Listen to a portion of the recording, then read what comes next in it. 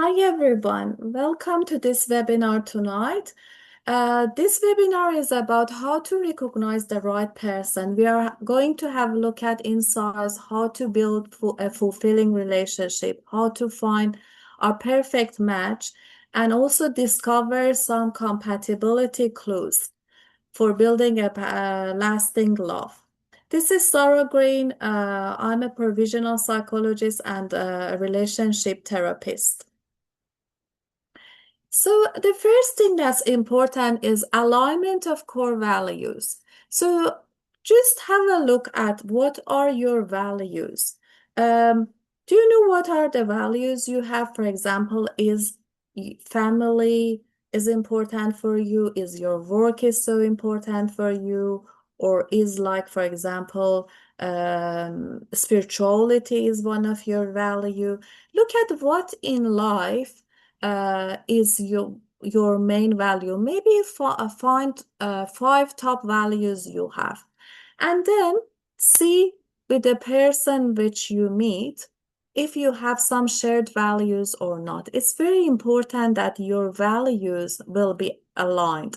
So it can be like financial goals or values. It can be around the career aspiration or some spiritual belief or religion or anything that is important for you in life. I want to add like a note here. Your values shouldn't be exactly the same because people are different, but it is very important that when you bring your values, you say, for example, health and exercise is important for me. Check to see if that person also respect your values. Imagine, for example, you go with someone that you value fitness, exercise, and healthy lifestyle, but the other person drink alcohol or like is not valuing their health. So this is like, a misalignment. So it's very important check these values. Or it's about also if uh, just traveling or having fun is one of your top values, but the other person just is not into that at all. So check this compatibility. This is one of the main ones. Some people think, interest, having shared interest, which color you like, which place you like to go, or like what hobby you have. This is not much important because men and women are different. For example, if the men like watching soccer or playing soccer or anything like that, women might not like. They might like, yoga or dancing. So it shouldn't be like your interest shouldn't be the same. It can be different, but the values it will be aligned is important. Something like health, like the value around like for example, growth in relationship. If it's very important you have growth mindset, check that if your partner also have a growth mindset. So then it's very important. We can talk about it more later, but this is one of the main things that you need to check. And then you need to check the emotional compatibility and connection. So, do you feel seen in the relationship? Does your partner understand your emotion? And is it vulnerable, open up without fears, or when you are vulnerable, how they treat you? So, for example, if you bring something, vulnerability is so attractive. So, don't think if you become vulnerable, the person will leave you. Being vulnerable is very attractive, but you should do that with some caution. But it's very important when you are vulnerable and you tell a story to someone about yourself, about your weakness or about your fears or anything like that. The other person do not use that against you or do not criticize you or wanted to correct you or change you and just treat you respectfully and like thank you for sharing that and really you feel that brings closeness. So, and also important to kind of navigate the challenges together and how you the person, look at the challenges in the relationship. Are they avoiding? For example, some people with avoidant personality style, when you ask them what kind of relationship you're looking for, they say easy relationship. I want no drama, something very easy, or I just, I'm tired of any drama or any problem, or they think the relationship should be easy. But it's not easy. Like, not no relationship is easy, because it can be like anything in life come with pain and joy. It has both sides, and it's the same with the relationship. Two different people come together. uh, Jordan Peterson has something like, I like this sentence that says, he says that you need to do 1,000 fights until you come to kind of a compatibility to each other. So it means that always challenges will be in a relationship, because you go with a different person. But the important things is how you navigate these challenges together. And the other important things is look at how they communicate, and especially when the conflict happens, how they resolve that. Some people, when the conflict happens, they just shut down, they don't talk. They say, oh, this is the end of our relationship. You ruin everything. And like, they use these words I've heard in the past myself, like any like problem happens in a relationship, the person was saying, oh, you're ruining the relationship, that's the end, or like they are thinking, oh, this is the end of the relationship. No, when conflict happens or anything happens in a relationship, see how that person is open for dialogue, for like honest talk, and how they express themselves, how they use active listening. What is active listening? It means that how they listen to you, pay attention to you, and not just they want to be ready to reply to you, but they want to understand you. So kind of curious about your word. So that's kind of active listening, be engaged without distraction. And also, when you have disagreement, are they respectful, or are they trying to just say, I am right and you need to accept this value is right? Or are they flexible and accept the differences? So that's very important. And also, like, are they looking at any problem happens in a relationship, looking for a solution for that and have a positive view?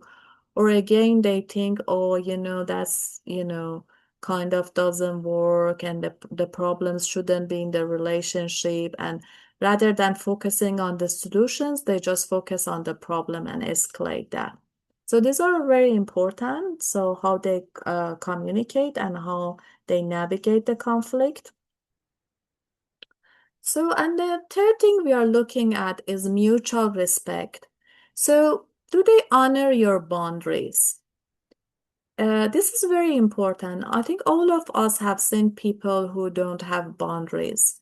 I remember once, like, I was dating someone, and then in the second session, without consent, he wanna do things that it wasn't appropriate. And then when I said, I stop, I'm not happy with this. It's just this is just the second date we are going. He was not respecting.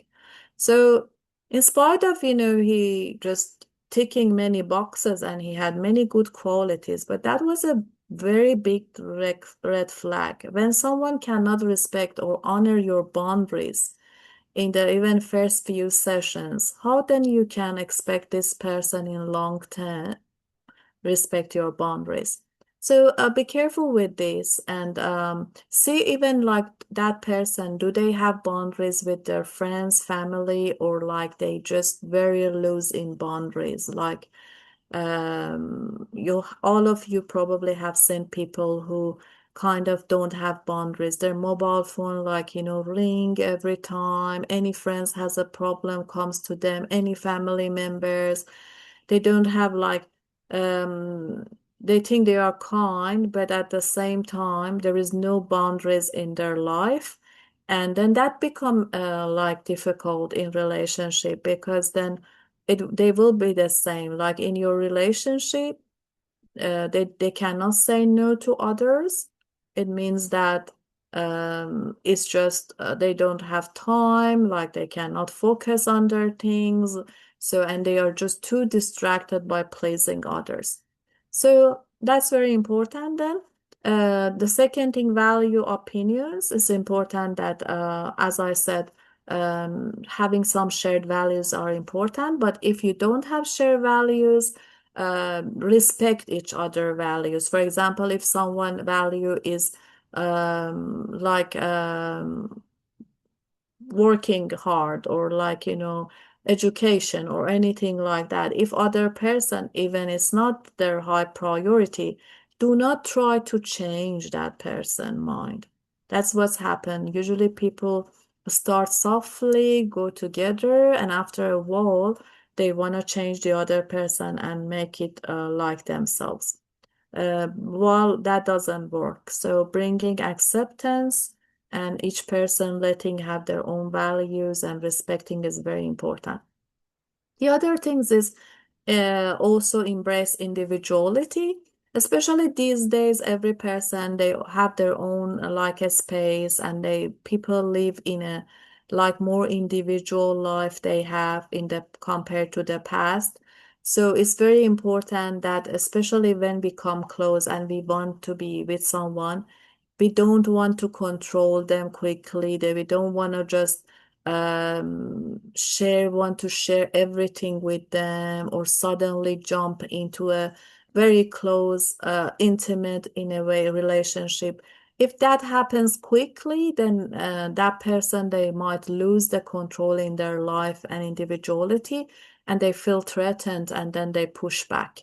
So it's very important that know that okay, so if we want to go together, we find a way that don't kind of take each other's space too much and just start it doing gradually with consent and that closeness and sharing things. It should be balance between individuality and also shared and being together, especially these days. And also fostering equality. So it's very important we do not look a person from like the angle of I'm better or I have this or I have that or have sense of entitlement. I always think that it's better to find someone in the similar financial or like emotional, intellectual, educational, anything similar to yours. Because if there are some differences, it's okay. But if it is too much gap, then it can bring power struggle and it can bring one person looking at the other person and control that person. I don't say it always happen, but the chance is higher when two people kind of are not in the same kind of level. So it's better find someone with kind of similar, if even if in one thing is slightly lower, the other thing's higher, but kind of matching in these things. Okay. And so the other important things is shared vision for future. So it's very important that they think about their future if they want to have a family or they want to have a children. I think it's good from upfront saying that. Don't think the other person will run away.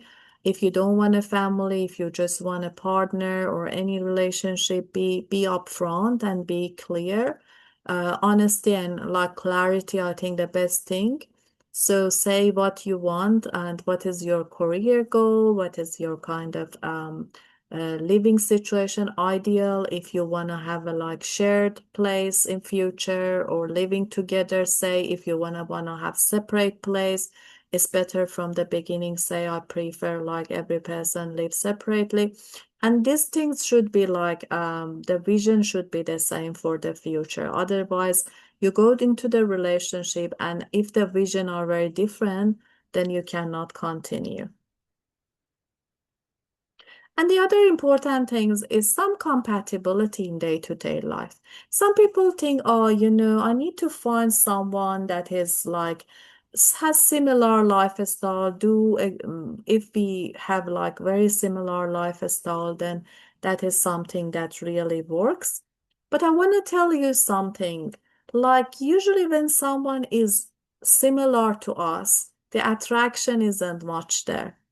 Usually, we get attracted to people who are very different from us, like even sometimes opposite. That is what I see a lot in couple therapy and in attraction, because we are looking something that is not inside us. For example, an introvert person usually attract extrovert person and vice versa, or someone who is really easygoing into life and have fun usually goes with a person who is very responsible, very conscious person. So different it bring polarities. So it's easy to say, yeah, compatibility, shared interests, and all this, but I want to tell you in reality, most of the time we get attracted to a person is very different to us. But it's very important that in day-to-day life, although we are attracted, we check that if the person doing kind of some similar things like us. For example, imagine if we value exercise, if the other person wanna after work, we wanna go to gym or before work, but they wanna after work sit and have a wine and watch Netflix. So this is like two different like lifestyle. So it's very different. So it's just look at all these differences and see if there are some differences, it's okay, but some lifestyles is just cannot go together. And if two people live like in two different places, it might be easier to manage. And these days it's very common, like each person live in their own place, very popular these days. But again, if the lifestyle are very different, I don't think they have so much to say. But if it is very similar, it might also look boring. So because you want to learn from someone and they learn from you, you learn from them. So it's important to have some shared interests and shared lifestyle. And so the other things is about attraction and intimacy. This one is very interesting. Honestly, it's very complex. It's something that you cannot force. What I will advise to people who are dating is it's important the first session you feel something, but it shouldn't be like so big. If you think that you do a date and you still feel, oh, you know, it wasn't too bad, but it wasn't too good, give it another chance maybe. Because some attraction and intimacy can grow over time. Like um, the research shows that just maybe less than 20%, maybe around 12%, something like that, of people, they have the spark from the first session. So most people, the spark develop over time by exposure. So exposure can bring the spark as well. So it's very like kind of important then that we give it some time. And it's also very important where you meet that person. Imagine when you meet a person in a very romantic setting, very nice, calm space, then the attraction would be different from a noisy place, like very stressful, like noisy, very crowded, like a club or pub. So the setting also important. So try to see if a person you think that, oh, I didn't feel much, but it wasn't too bad. Maybe I give another chance in a different setting and see how it goes. And this chemistry, physical chemistry, is complex, is completely by nature. It's not something we can force it. If you do a couple of session date and still you feel nothing and you feel it's very off, I don't advise that continue because it's very important to have that in relationship. And intellectual stimulation is also very important. I think if someone is want enjoy deep conversation, is very educated, highly educated, and wants to have deep chat, if the other person is not interested, then always in a relationship you will feel a void. You will feel something not right. It's not, it's, you have something in a relationship, but you don't feel close to that person. You don't enjoy having a coffee or tea with them and sit and chat long. So it's important you can have some kind of intellectual stimulation, especially if you are interested in that. So, and the other things is emotional closeness. That is also very important. Like, it's imagine what is emotional closeness. Imagine like emotionally in what state you are.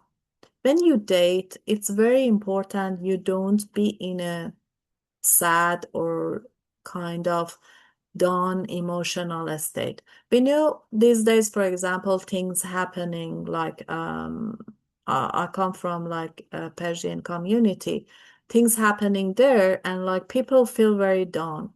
So if your emotional state is like that, you will attract a person with the same emotional state. So in general, when you date, it's better if you want to attract someone with higher emotional state, which is hope, which is positivity, which is love, which is what else? Anything which is in higher kind of vibration and energy. If you wanted to attract a person like that, you should also work on your energy and emotional state. If you are in a emotional state which is low, for example, you lost someone, or like you just lost your job, or anything like that. Don't expect you go into a relationship and attract someone who is highly successful in their career or like super happy in their life. We get attracted to someone in our with our same wound, same emotional state. So if you wanna improve your emotional state, then you can attract someone with emotional state which is higher.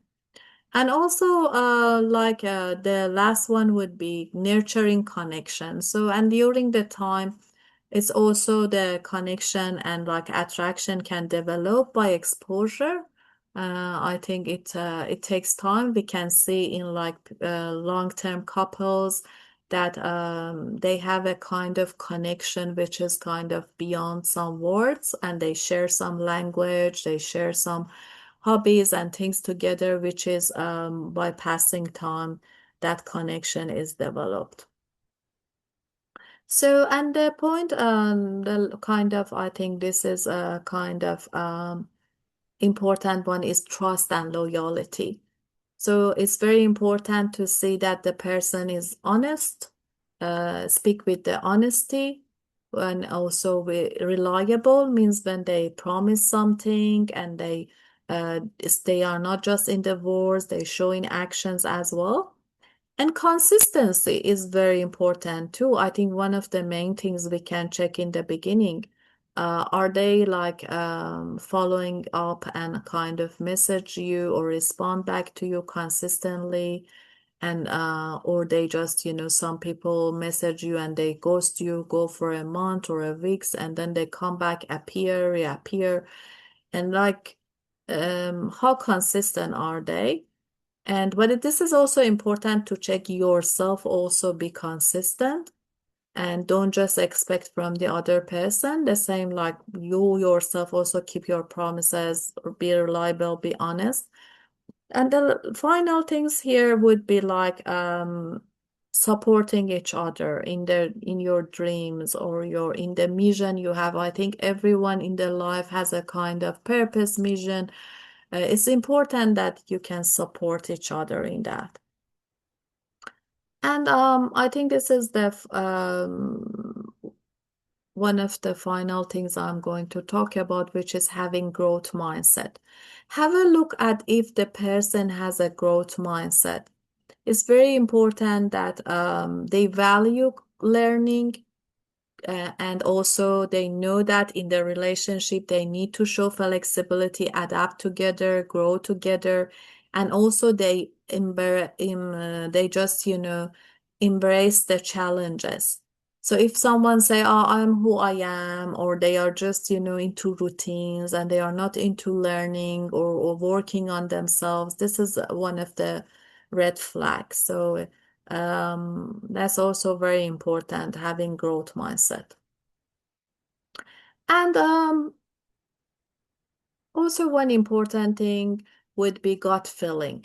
Sometimes, even early in relationship, we see someone and we feel that, oh, is this something off? I don't know what it is, but I feel something is off. I remember I was dating with someone, and kind of from the beginning, I could feel some darkness there. I can't tell what it is, but I was saying, I don't know why. Just this person looks very good on a paper, but I feel some kind of darkness about this person. I don't know what is that. And I cannot pick it, but my gut feeling was picking from the maybe like first or second time I was seeing this person.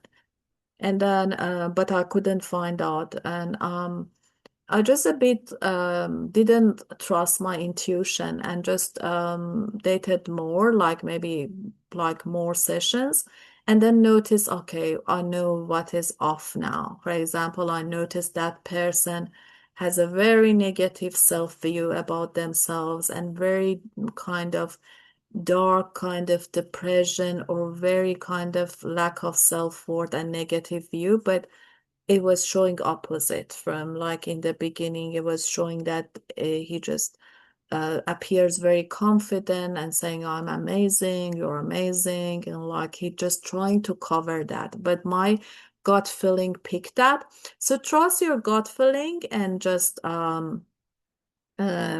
to reflect on that. And if you see that by instinct feel some red flags, I think just pay attention to that, because it's just sometimes our body pick things much quicker and in advance in time than later.